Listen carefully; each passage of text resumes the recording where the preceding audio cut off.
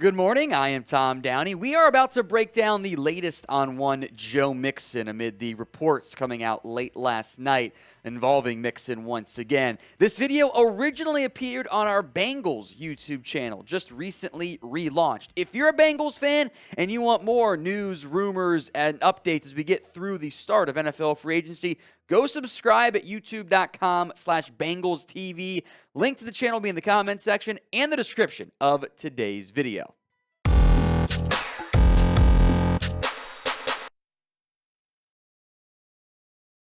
We're going to break down the latest on Joe Mixon. We'll spend a lot of time breaking down what we actually know because, well, there were a lot of social media claims last night, at least some of which appeared to have some truth to them.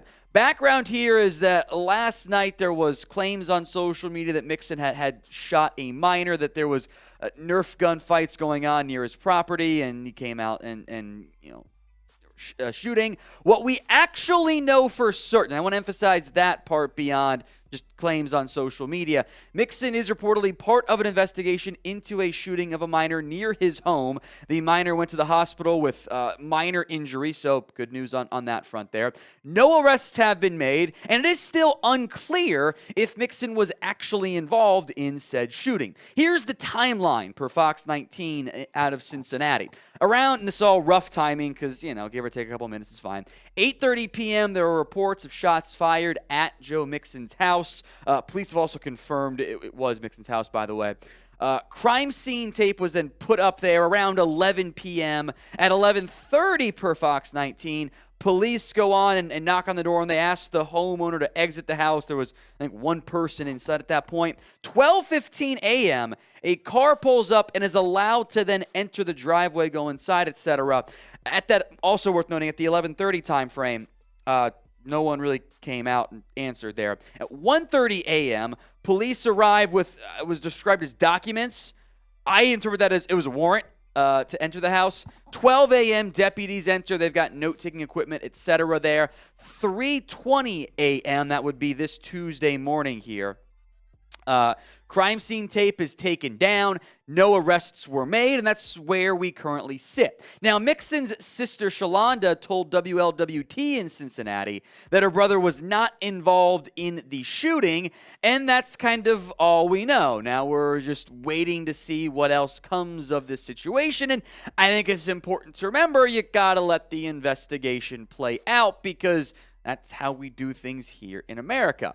But it's another troubling example of Joe Mixon getting himself into headlines, and negative headlines, I should say, that you really don't want when you're already in a precarious spot on the roster bubble. Now, ideally, it wasn't Mixon involved at all from the Bengals' perspective. If he was, it starts to get a little bit easier for them to make that decision.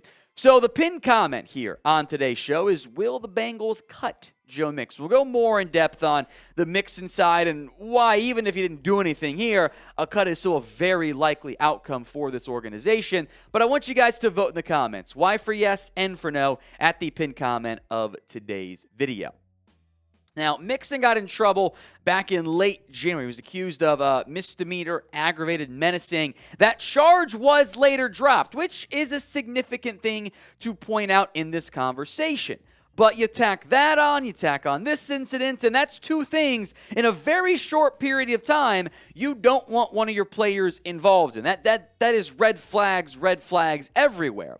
Even on the field, ignoring all the off-the-field stuff, a release of Mixon does start to make sense. $12.76 million cap hit in 2023. The Bengals would save $7.26 million if they cut him before June 1st. They would save a little over $10 million after June 1st. But they don't get that money until after that timeline. And with a difference of less than $3 million, if you're going to cut him, you cut him now, take that $7 million, go sign somebody in free agency. And it starts to make sense because, well, folks, I regret to inform you that every single player who's gotten paid at the running back spot, they don't often get a second or I guess a third contract with that team.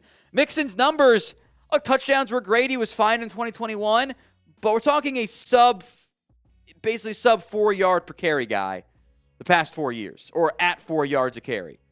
That's replaceable.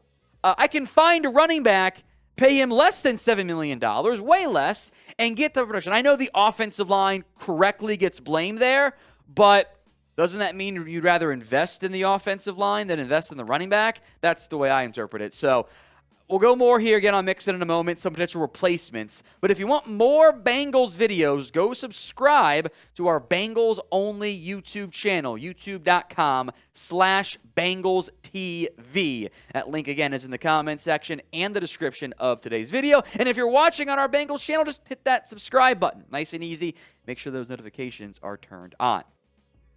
In the event the Bengals decide to move on from Mixon, well, running back now gets a little bit murkier. Samaje Perine, who maybe they bring back, is set to be a free agent as well. Trevion Williams, too. That would leave under contract Chris Evans and Elijah Holyfield.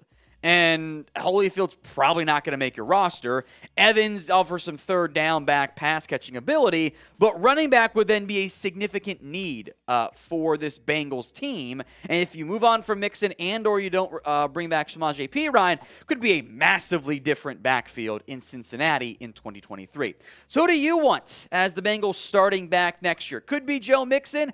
Could be Perine. Could be somebody maybe not on the team. We'll break down some options here in just a second, but drop that player for me in the comments. All right, let's hit some options here in terms of the players the Bengals could look to draft because, hey, they did this for a while. They were taking second, third round picks, running back, and just kind of shuffling through them there. Bijan Robinson, of course, is the big name that really stands out from that standpoint, the Texas back. But, do you want to take him in round one? I'm not so sure. Jahmyr Gibbs offers you great speed. So does Devon Achane at Texas A&M. Zach Charbonnet, Tank Bigsby are more of your workhorse-style backs. They're a little bit bigger. Same with Roschon Johnson, also out of Texas.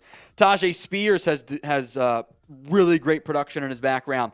Israel Abanikanda out of Pitt, Eric Gray, Zach Evans. Those last two are transfers. Evans, TCU to Ole Miss, Eric Gray, Tennessee to Oklahoma. It is a loaded running back class. And frankly, if I'm the Bengals, I'm taking somebody at some point. Maybe you take two running backs. This class, it's not just 10 deep of guys that could go in the top 4 rounds. You're talking maybe even 15 names at that point.